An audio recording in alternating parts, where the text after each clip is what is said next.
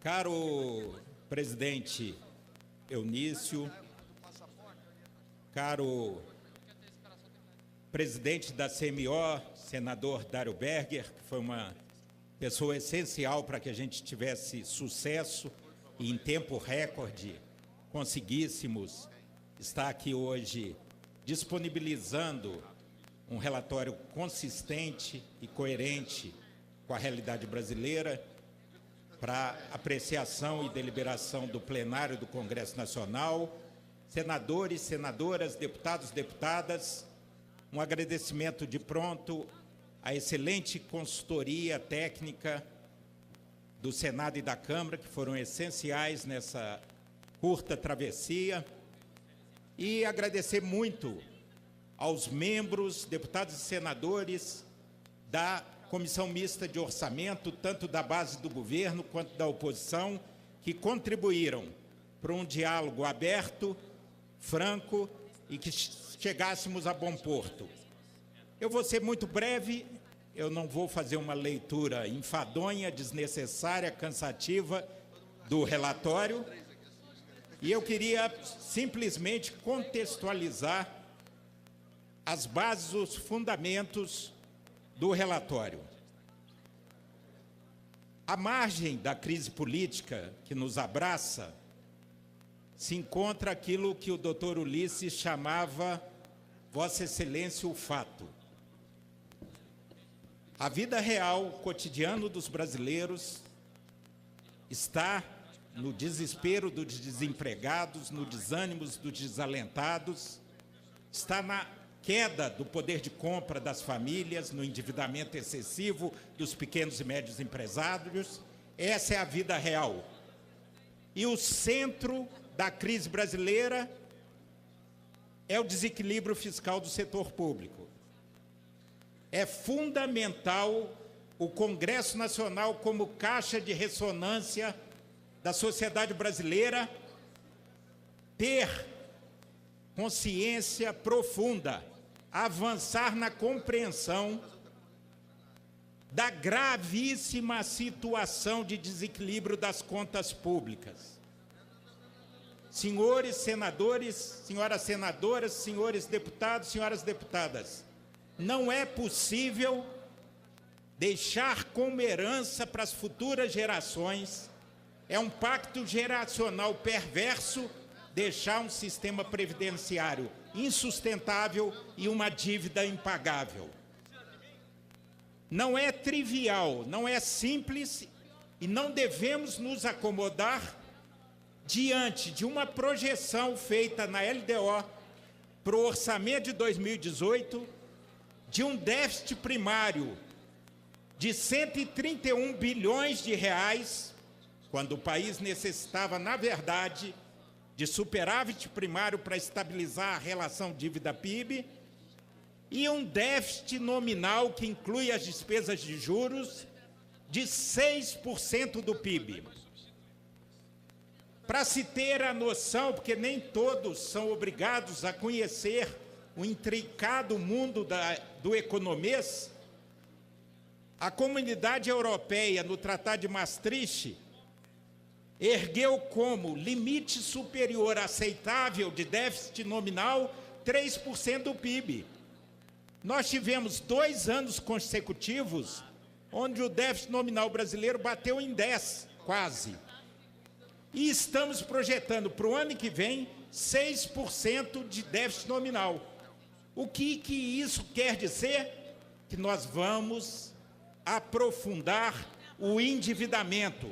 Nós estamos trocando gasto presente por dívida futura. Isto não é justo com os nossos filhos, com os nossos netos.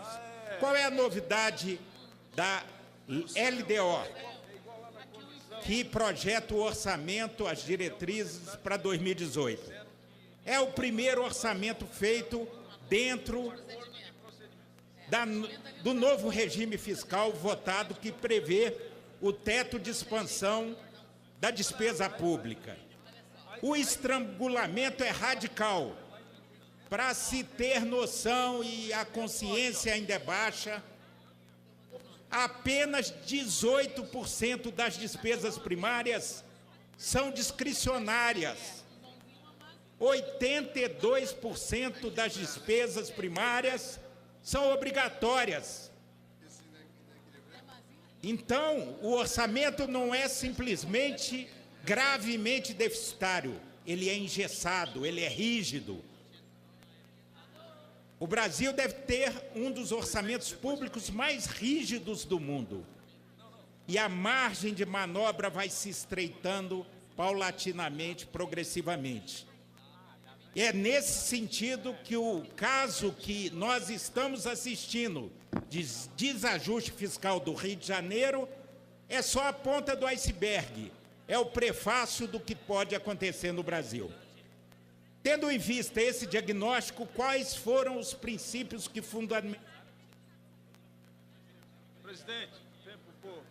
fundamentaram esse relatório?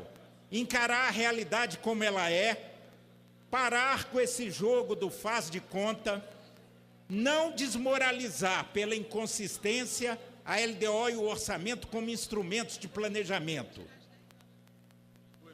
Hoje vamos apreciar a tempo e a hora dentro do prazo constitucional e a LDO. Nós estamos resgatando um instrumento de planejamento, porque nos últimos anos nós desmoralizamos a lei de LDO como bússola para as bases da confecção, da consolidação da peça orçamentária. Além disso, no relatório eu procurei desfazer alguns mitos. Primeiro, na discussão do novo regime fiscal, se dizia duas coisas. Dois mitos que se consolidaram. Primeiro, que havia um teto setorial ou por órgão ou por ministério, e nós alertávamos que o teto era global por poder. Muitos insistiram que havia um teto por despesa, por atividade, por projeto. Isso nunca existiu. Não há teto setorial. E se falava que ia se congelar o gasto nas políticas sociais. E eu alertava na época da discussão do teto de expansão do gasto público que piso não é teto. E a prova disso é que eu introduzi um delta, acrescentei o plus na saúde e na educação, incrementando com base no crescimento populacional, para que a despesa per capita em educação e saúde não caia. Isso é a prova concreta de que, primeiro, piso não é teto e que era uma inverdade que as políticas sociais poderiam ficar congeladas. Não, é uma decisão política.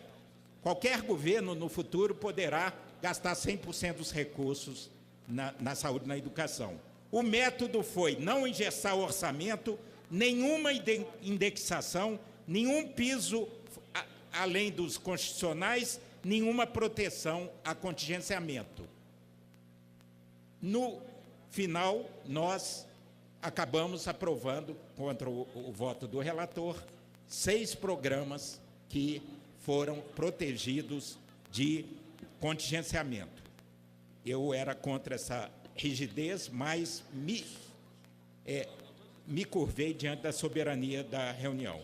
Portanto, é um projeto que é consistente, coerente e compatível com a realidade brasileira. Foi um diálogo profundo, um ambiente de negociação, inclusive com as oposições, onde nós, de 2.653 emendas, nós acolhemos, aprovadas foram 1.084. E eu, para finalizar, senhor presidente, tenho o dever de comunicar que há um adendo ao parecer da Comissão Mista de Orçamento, com pequenas alterações de texto, que já está publicizado no site do Congresso Nacional, mas para que dá transparência, é uma alteração de um erro de digitação na meta da adutora do Piancó, que foi solicitada pelo líder do Democrata na Câmara, Efraim Filho. O projeto que ficou esquecido da irrigação dos platôs de Guadalupe, que ficou omitido e era uma meta prioritária, é uma solicitação do deputado Júlio César, uma correção no texto sobre o papel do TCU na colaboração com o Congresso Nacional, um outro adendo, um pedido da professora Dorinha, que foi aprovado e que não estava configurado no texto, que qualquer alteração salarial ou de benefícios, como auxílio moradia, auxílio alimentação, seja objeto de projeto específico, uma mudança na concepção da relação do teto do TSE com o fundo partidário, uma observação do deputado Rubens Bueno, que as transferências voluntárias poderão ser, em vez de 250 mil, 100 mil para pequenas de reformas em escolas, postos de saúde e equipamentos esportivos e tantos outros. Então, atendendo à demanda do deputado Rubens, que foi discutida ontem, políticas públicas que devem visar o combate às desigualdades e uma correção num texto que introduzia uma irracionalidade nos programas habitacionais, corrigindo a questão da acessibilidade da pessoa com deficiência. Então, presidente, esse é o relatório e eu espero contar com o apoio do plenário do Congresso Nacional. Um minuto só para fazer um registro, excelência. Eu agradeço e parabenizo o relator, né, que conseguiu trazer até essa data.